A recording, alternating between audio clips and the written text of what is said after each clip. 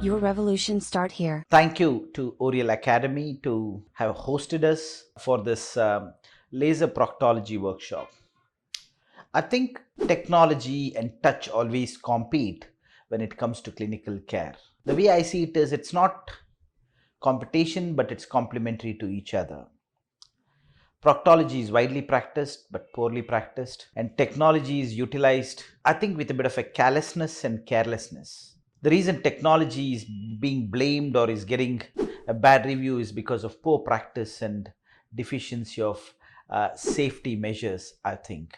A person like Kalyankar, who's a colorectal surgeon up in the north of the country, who does a lot of laser procedures, he spent more than half a day today sparing us his thoughts and his tips and how he has built up a laser practice. I mean, there is certainly a lot to take from it in terms of where it can be applied, how safely it should be applied, and the right indications where it is indicated. So I think in a sense it was a very productive day. So I'm very grateful to Oreol Academy, who had organized this for a lot of colorectal surgeons or surgeons with colorectal interest. So I would say touch and technology both are very vital. More touch in addition to technology, combining both together, the patient care can be better.